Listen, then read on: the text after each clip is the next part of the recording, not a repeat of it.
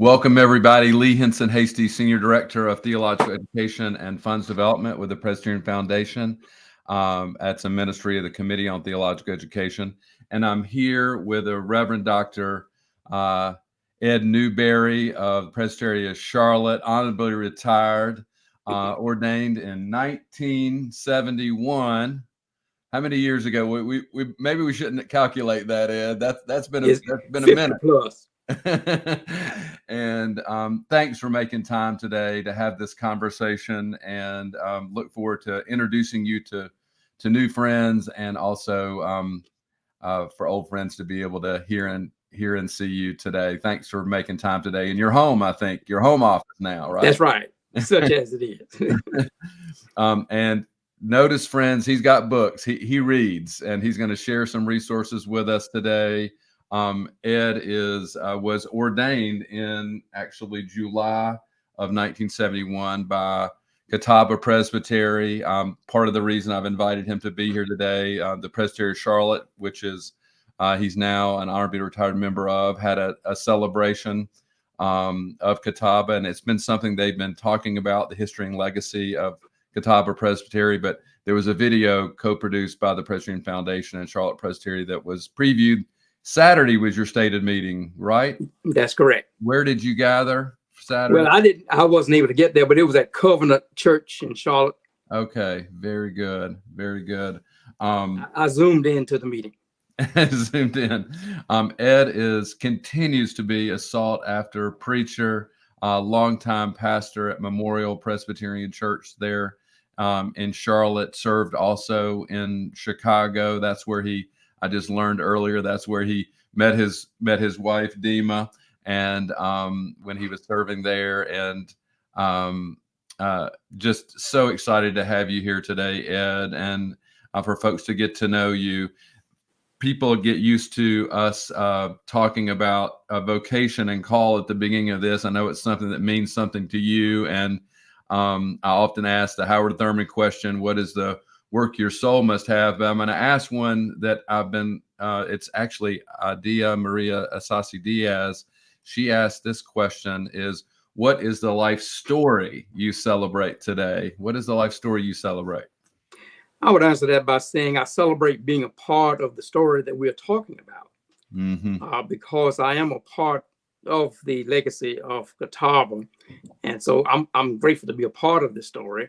And I celebrate being retired and having a little more leisure time to explore some of the things that I've been curious about over the years, to track down resources that I frankly didn't even know existed. And I will talk about that a little bit more. One of the things that you also asked me about was my formation. What actually contributed to my formation? Exactly. So I would say my story is sort of a unique story. In that I've been a part of the Presbyterian Church all of my life. I was born to parents who were Presbyterian. My father was a Presbyterian minister. And when I was born, he was serving the Trinity Presbyterian Church in Decatur, Georgia, which was a part of the PCUS. So I began my life as part of the PCUS, was baptized in that church in 1947. Subsequently, we moved to Charlotte, and then eventually my father got called to a church in Catawba Presbytery. So I was in Catawba Presbytery when I sensed the call of ministry. I was taken on care of Catawba Presbytery, attended Pittsburgh Seminary. Catawba Presbytery ordained me, as you've said, in 1971 and shipped me off to Chicago. And then when I came back to serve at Memorial, we were still Catawba Presbytery. That was 78. So I've been a part of Catawba Presbytery for a number of years, and I like to say I'm a part of the story. Right. I mean, I was asking you earlier if you remembered. It'd be maybe interesting for some of our folks. Please let us know if you're here. Glad to have you here, where you're watching or listening from, and whatever platform we'd love to know. But you said you remembered some of those folks who were at that ordination service in 1971. Yeah, I do remember. I do remember some. Now, my memory might be a little fading on some things, but I know my dad was there because he preached for the service. The late James Reese was there. I think he gave me the charge Okay. One of the historic figures in our area, the Reverend Dr. Arthur George, who was the dean of Johnson C. Smith Seminary for many, many years before it moved to Atlanta. By the time I was ordained, he was retired and an honored member of our Presbytery. So, and there were, other people there. Ruling elders, of course, had to be there. So I was very, very blessed to have them as a part of that occasion. That's beautiful. Well, I see Carolyn Cranston from Pittsburgh Seminary is giving thanks for you, and now I've learned you were distinguished alumnus there as well. I think James Reese may hold that same honor. He did. He did long before I did. Okay, and glad to have Carolyn here. Robin Sakula, thanks for being here. Glad to know that both of them are part. And Glenn Bell as well. He speaks of you as a giant in the Christian faith and the Presbyterian Church. I agree with you, Glenn, and that's why we're having this conversation, because some folks may not know and not realize what a gift you are. I know you don't think of yourself that way, but there's others that do. So that, who are some of those people in that you talked about, Arthur George and Pittsburgh Seminary, and Chicago? Who were some of the early influencers, persons, but also events that were formational for you, Ed? Well, we did have in those days of Catawba Presbytery pretty vigorous youth activities. Mm-hmm. So we had those summer conferences and youth events. So that was very, very formative. I would say that the local congregations here in Charlotte of the Catawba Church, of the Catawba Presbytery, all of them were a part of that because we were a very, very close-knit presbytery. We were not very large, 3,000 to 4,000 members. We were not a large presbytery, so we knew a lot of each other's lives and participated in a lot of each other's activities. Right. I remember that ordinations and installations were particularly very important. Right. And just about everybody that could go went. So wow. That was important. I would say one of the most influential people was the late James Reese. Mm-hmm. I first met him when I was a student at Knoxville College. He was serving a congregation there at Knoxville. He moved to Charlotte to work for the Catawba Senate in the as an educator, and so we renewed our acquaintances there. And then he, of course, went on to Philadelphia later on. But he I consider as a mentor and one of the great influences in my life. Well, I'm right along with you. I did a little later on, but definitely true. And I know we're just part of a large cohort that can say the same. Oh, that's true. 100%. Now, some folks may not know, and we've posted a link to this YouTube video celebrating the history and legacy of Catawba Presbytery. It's really just a taste, and you will see Ed Newberry in that video along with others, Corrine Cannon, Jerry Cannon, and Jan Edmonston, and others. Tell us about Catawba Presbytery. And it's part of a whole. I think what I've learned about is. It's the one I've known most about as an all-black governing body in the Presbyterian Church, but there were others. In fact, there's a whole book about these. We'll post a link. It's available online, but Ed's got a physical copy of this all-black governing bodies. It was a report of the General Assembly. I think Dr. Darius Swan was an author. Jim Reese, you just mentioned. Part of it, yeah. He chaired maybe the committee, and but tell us about Catawba, the geographics of that. Well, let me just say that the study of Catawba Presbytery has to be done in a much broader context. And there are two things that I think are important. Number one, you study it in the context of the larger Presbyterian Church. Then you studied it in the context of American history, because Black history and American history are right there together. Right. But Catawba Presbytery, I think, gets a lot of attention because it was the first presbytery organized post-Civil War that would become an all-Black presbytery. Right. And that's because the southern region following the post-Civil War was not really enthusiastic about developing a robust Presbyterian witness, among Black people. There was a lot of anxiety about all of that, but nevertheless, Catawba became in existence because of that need. And the geographic footprint of Catawba initially was the whole state of North Carolina, South Carolina, Georgia. Wow. But now there were not churches there yet. This was just the area. There was a dream. There was a dream. Presbytery.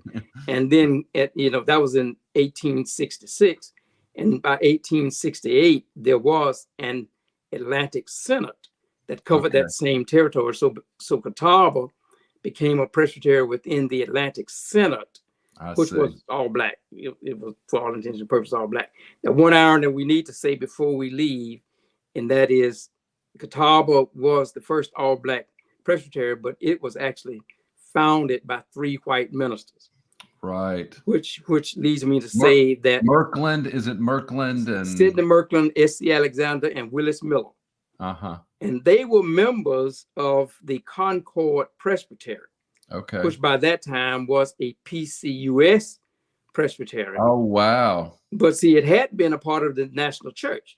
Concord Presbytery existed before the Civil War. And after the Civil War, it just continued to be Concord Presbytery. And that pretty much covered all of North Carolina. And I think South Carolina. But yet Catawba was part of the Northern Church, right? The PCU. Catawba had to, because the Southern Church was not interested in establishing that. So Catawba, by an action of General Assembly, Catawba really was assigned to the Synod of Baltimore, Baltimore, Maryland, before the Atlantic Synod was organized. Well, I love that you tell that story. I mean, this and it's not like this story ends, right? It continues just in different iterations, and how important allies are in this kind of work. And it sounds like they took some risk. Ken Whitehurst, who is listening in, was excited, maybe to learn, or maybe already knew about your father, who was the charter of his church, Trinity Presbyterian in Decatur. So he's celebrating that. And I guess that was even initially part of that geographic area. That was Trinity wasn't. No. That was PCUS. Oh, okay. And that was a part, at that time, that was a part of what was called the Georgia Carolina Presbytery. Okay. Which was a Black presbytery within the PCUS, but that didn't come about until later, I think probably into the 20th century. But that was not a part of Catawba. Okay. And the All Black Governing Bodies helps outline some of these things for folks who are interested and want to do research, and you can look and find out, because there weren't any straight lines here. I mean, no. It's a lot of overlap, and there's a lot of interesting details that explain, why these governing bodies existed. And I would like to say this: eventually, there were 4 Black synods. Catawba was the second Black synod. Atlantic was the first. Catawba was the second. Then there was a synod over in the Tennessee, Alabama area called Blue Ridge. And then further west into Arkansas and Oklahoma and some parts of Texas, there was a synod called Canadian. But the Blue Ridge and Canadian synods actually was formulated because of disputes when the Presbyterian Church in the United States of America merged with the Cumberland Presbyterian Church. And the Cumberland Presbyterian Church was basically a Southern denomination and was still holding on to segregationist attitudes. So those 2 synods actually became a part of the wider church as Black synods because of the attitudes of the Cumberland Church at that time. Gosh, it's a lot. Are there other resources that you would point people to? All Black Governing Bodies, we pasted in the link, that if you're interested in some of the history of these things, that you could learn more. And by the way, if there's folks who are on the line, you have questions in particular, it's a great opportunity. We'd love to hear those questions. We'll try to get to them. So please share those as well. But you've got some other things there, I know. Yeah, this is a book that has a little age on it now. If Hold you it can back see, just a little bit. Hold it back just a little bit there. okay, the title is Presbyterians and the Negro, A History. You know, some Okay. of these titles are a bit embarrassing now, but that's the way it is. This was written in 1966 Okay. by Andrew Murray, who at Mhm. that time was a professor. He was a white Presbyterian minister, All right, we got it. but he was working as a professor at Lincoln University Okay. in Pennsylvania, which a lot of people don't know because we focus more on the South. But Lincoln University was actually the first Black college that was established by the Presbyterian Church. We got it. We got it. You can Yeah, put it that down. served Black students, and that Tell was us. established in 1854. You can lower it there, Ed. We got it now. Thank you. Okay, that's one. Another one that's Well, important. before you go away from that, what would be some, if you're interested in that book, what kind of things would you find? Well, this covers the whole suite Okay. of history, going back to the colonial days and what it's looking at, and it covers both North and South. That's the value of it. A lot of people really think only the South has historical stuff, but in the North, there were Presbyterians beginning to be established. The earliest Presbyterian congregation of Black people was in 1805 in Philadelphia. Yeah, first African Presbyterian church. It was called. So Murray's book it's a survey of the whole history up until like I said, he wrote it in 1966. Wow. So it's a comprehensive look at the church and its relationship to Black people.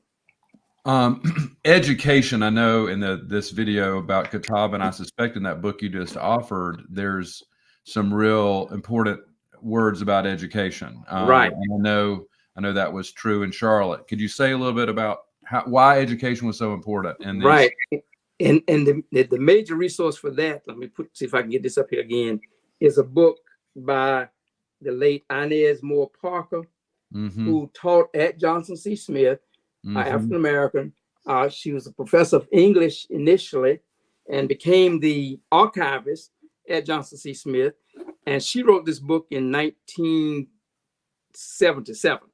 And it's a history of the whole effort of the church in terms of education. It's mostly about churches that were connected with, schools that were connected with churches. And throughout the South, she has she records that effort of the educational endeavors, and she divides it off by states.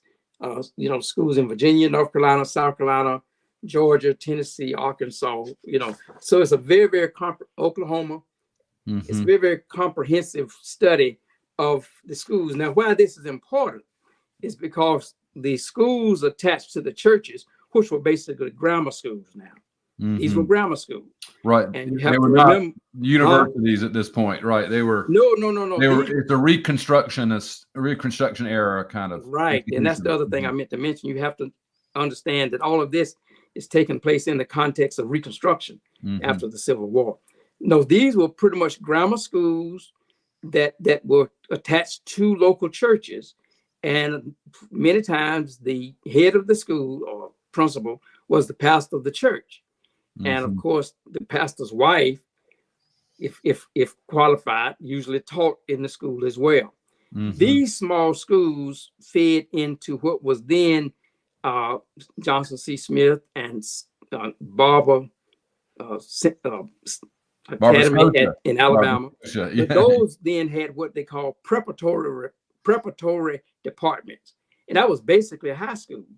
Right. So these schools, even Biddle Institute, started off with preparatory training and evolved into college level and then into theological education. And we have to be careful not to equate those identities with what we understand now as university education and seminary education. Very, very different. But those schools also were major sources of evangelistic outreach. I have known in my lifetime people who went to some of these church schools. Mhm. And I had an elder at Memorial who told me point blank, I will always be a Presbyterian because of the education that I received. I think he went to Brainerd in Mhm. Chester, South Carolina. And he said, Mhm. I'll always be a Presbyterian, grateful Mhm. for, that education. Right. So that was a very, very major part. And those schools existed from basically in the late 19th century. As the 20th century started, economic factors got into it. And unfortunately, by the Great Depression, many of Mhm. these schools could not survive. And so they Right. sort of went out of existence. So you mentioned there's an evolution, and it's true for theological education broadly. But I got to say, you were saying earlier about how important ordinations were, and everybody would gather. That was part of it, right? Is to be able to educate teachers and clergy and others, right? And Right. I mean, the schools of like Smith and Scotia Seminary and Knoxville College and mhm, Stillman College in Tuscaloosa, which was PCUS, mhm, those schools really began as the college level, if we would mhm, call it that, really served to prepare preachers and teachers. mhm. Remember, you were at a stage in history where there needed to be preparation for that teaching force that would help, as the old language had, educate the race.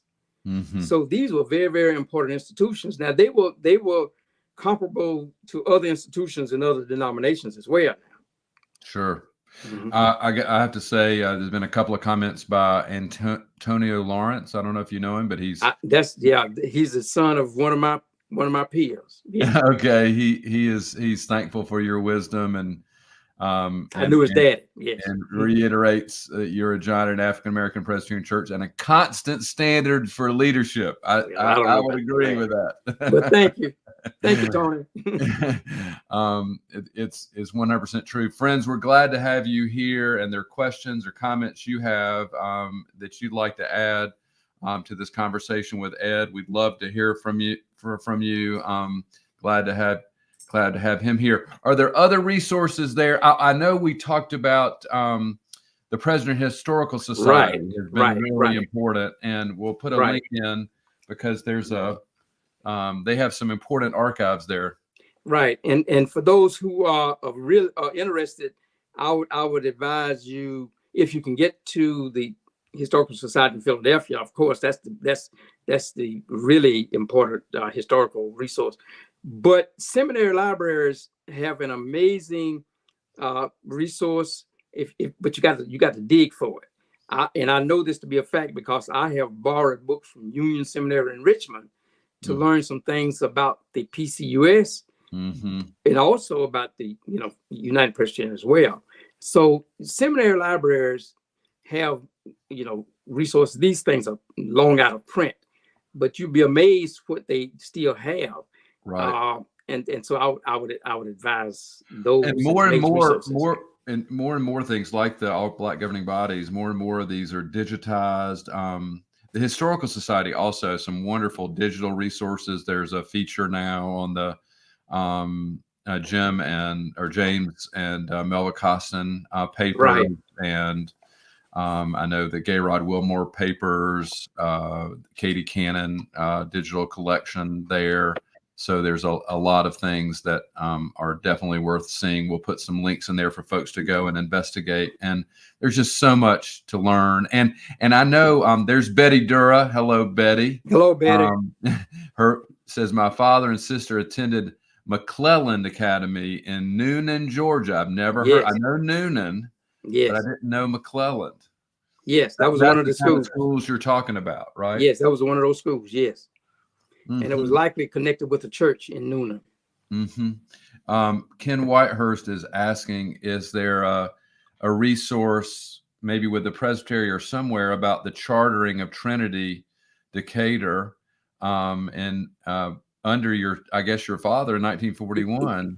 Yeah, the information for that, and this is another thing you would have to go to the minutes of Atlanta Presbytery, because even though that church was not incorporated into Atlanta Presbytery had a lot to do with its founding because it was considered to be a mission. I see. It's a Okay. mission. So I would advise him to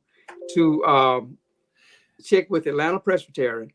There is a book on Atlanta Presbytery as well that I have that belonged to my father that has some brief information, all too brief information about the beginning of the Trinity Church. Well, and probably at Columbia Seminary, you were mentioning earlier, I wouldn't be surprised that there would be minutes of Trinity Church there. Well, I don't know. Okay. I don't know about the minutes of the church, but Mhm. again, the minutes of the Presbytery of Atlanta Presbytery, Mhm. at least in terms of the beginning, I know that it was a part of, because I read it in this book that I have that is a history of Atlanta Presbytery.